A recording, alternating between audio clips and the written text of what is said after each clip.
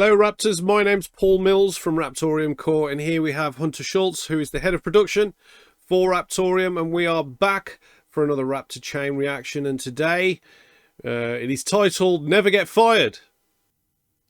You never get fired by using Raptorium assets. And that comes from a phrase that if you've been around long enough, it used to be that you'll never get fired by buying IBM equipment. You buy IBM, you're good. And for the longest time, that was true. And there were good reasons for that. The engineering and the thinking that went into IBM equipment, whether it was computers or typewriters. I remember IBM spent $1 million back in the day to get exactly the right feel for IBM typewriters, let alone keyboards, but $1 million to get the right touch. And they had secretaries and assistants testing all over the place, and they came up with the right feel. So they spent a lot of money doing that sort of thing.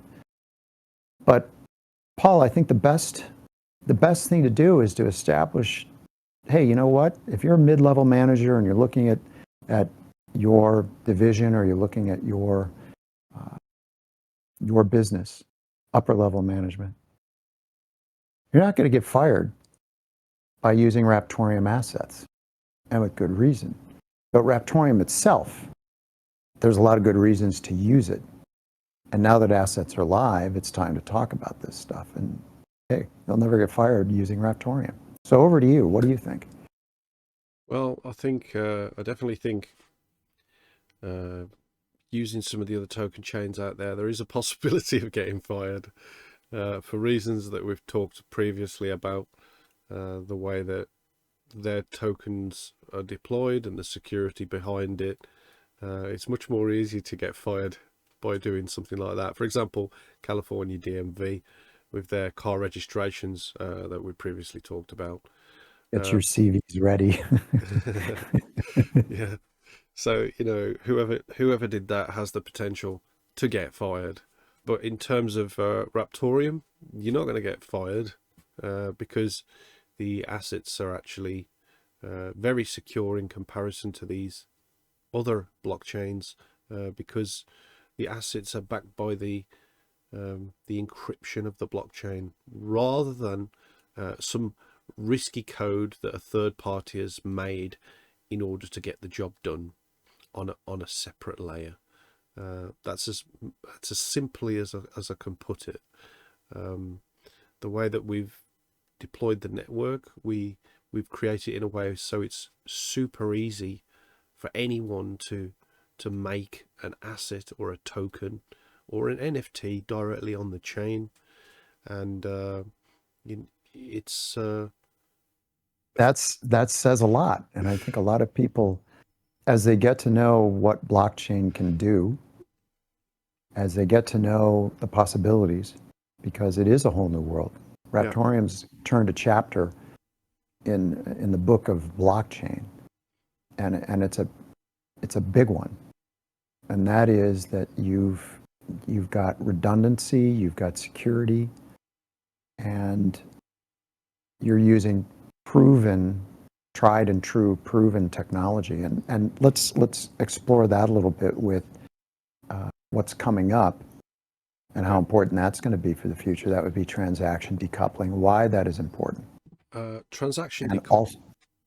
Go ahead. Sorry, transaction decoupling is important because, for example, let's take Visa as an example. Visa can only process so many transactions at the same time through its network before there's a delay, and when there's a delay, that comes at a cost to the whole ecosystem of Visa, and makes people think, well, it's taking too long to just do something simple.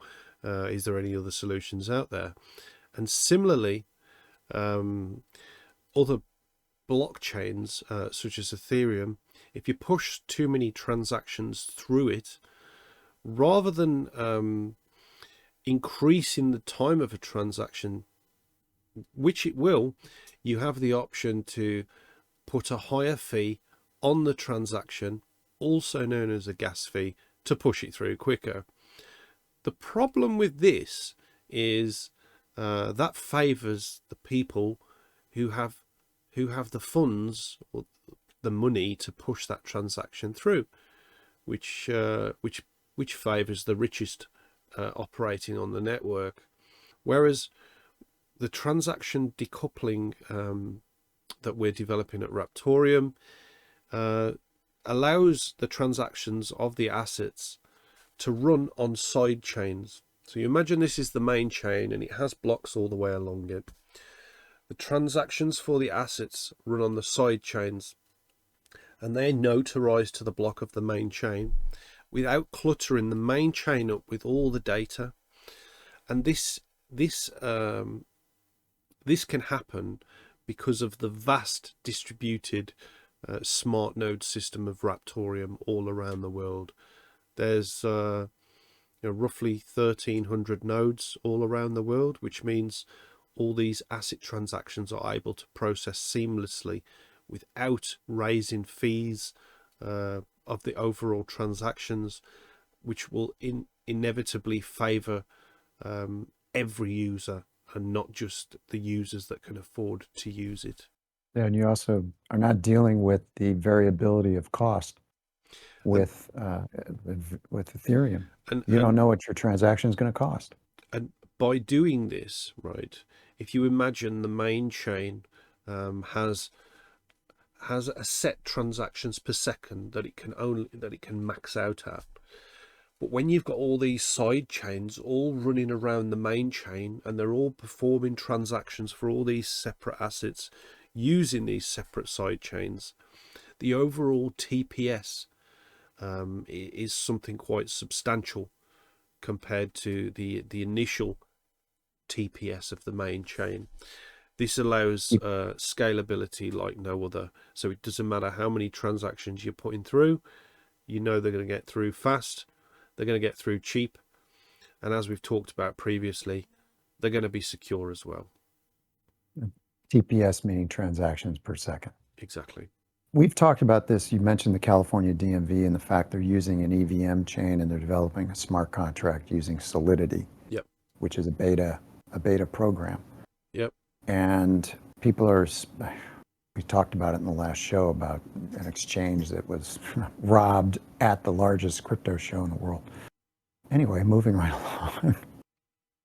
You're also going to be growing with Raptorium because as we add capabilities, more possibilities the possibilities will be endless. What about the solidity factor and the safety of the chain? Okay, so let's start from the bottom. So one of the main exploitable areas of current smart contracts in the world, it was the way tokens were created, the way they're transacted, and the way their wallets work. And it's exploits within the code on how those are transacted on EVM chains such as Ethereum, which allow bad actors to hijack wallets, steal funds, and do all of that. So we've made sure that the most important things for creating these tokens are all on the chain initially. Now, we understand that there are people that use these token chains around the world because they can automate operations using smart contracts. And that's what a smart contract is. It's basically an automation. When this happens, do this, without no one touching it, all decentralized on the network. The only thing that's needed is the initial code that makes it work. And it's just basically a set of rules and a set of outcomes, and they are mainly coded in Solidity. There is other languages out there that have smart contracts, but the majority of them are on Solidity.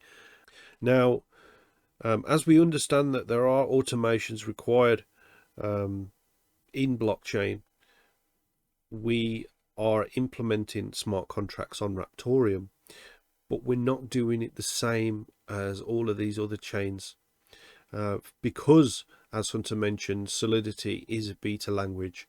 There are always holes being found in the way it works, and this is why Solidity is constantly being updated, and this is also why you see so many exploits, wallet hijacks, and funds lost in the hundreds of millions, most weeks across the blockchain space. So we thought, well, why are people putting their money on the line on a language that it's not been tried and tested for 20, 30 years, and expecting it to work fine? It's not going to happen like that. Now, I don't know whether you know or not, but one of the main backbones of the internet is something called Apache Spark, and that's a distributed open source application umbrella of software. And some of the software that's included under that umbrella is Java and Python, and they are the two most used languages across the whole of the internet. And for example, without Apache Spark and the way it works with databases, you wouldn't have X, also known as Twitter. You just simply wouldn't. So our idea was, well, these other blockchains are using a language that's not tried or tested over a long period of time. Why don't we just get closer to big business, meet them in the middle, and say, look, we are doing our automations in a language that you're already familiar with, and that could be Java, Python, Scala, and there's a lot more on there as well. We can provide easy to use and clickable templates for activating these contracts, even if a business doesn't understand on how to deploy a smart contract. But if a business has technological people on the team who can code in Java and Python, which most likely they will, it's much more easier for them to program these automations and fit them into the day-to-day business operations of the actual company itself and the corresponding website. And that's why we're developing the ecosystem as we are, because that seems to us more important to the world, by having that development angle, by fitting into the operations that everyone's familiar with, and by catering for substantially much more developers all around the world, as opposed to a tiny fraction that can code on Solidity with their contracting. And can hold you hostage because there are not that many of them. Exactly. That is something that happened a long time ago when the World Wide Web got rolling. I remember in the 90s. I heard it many times. There were people charging a lot of money to fix problems. And if you've got, I don't know how many Solidity developers there are out there, but compared to Java and Python and the others, you're kind of condemning your organization to being held hostage by, your guy dies in an accident and now you're going to find someone else. Excuse me? Somebody in the C-suite's going to be pissed. Let's put it that way, okay? So that maintenance aspect of your business, it's not just building it, it's maintaining. That was one of the things when we were first doing website sales back in the day. It was a key point. It isn't just building the thing, you got to maintain it. You got to keep it lively, you got to keep it current. And that can cost a bloody fortune if you make the mistake early on of choosing a platform, whatever, that's really tough to deal with. And you may be dealing with one or two people in your town that know what the hell that is, and they know their worth because you're going to be begging them to do something.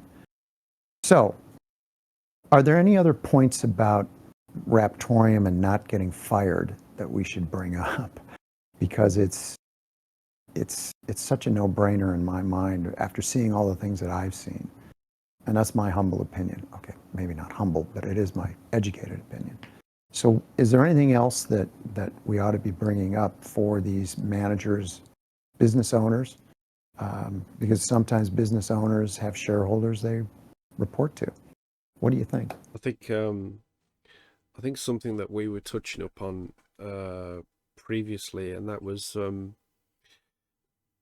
when you create an asset on Raptorium, you can attach a lot of different file types to that asset and send them anywhere in the world to another office of your company, or to a friend, or to whoever you like, as long as they have a Raptorium wallet. So something that me and Hunter was looking at was attaching an encrypted file to the asset. So if you are a company or business and you do not trust the email systems, because a lot of them now are getting hijacked in mid-server, or you do not trust the way the way maybe your employees are handling important information, there is another option, and you can back that by the encryption of the chain to send it to another place, and you can also encrypt the actual file itself, so the overall sending of that file is private. What kind of file are we talking about? So it could be you could do a PDF, for example. You can encrypt the PDF, send that important information wherever you need it to go, and then that can be unlocked at the other side.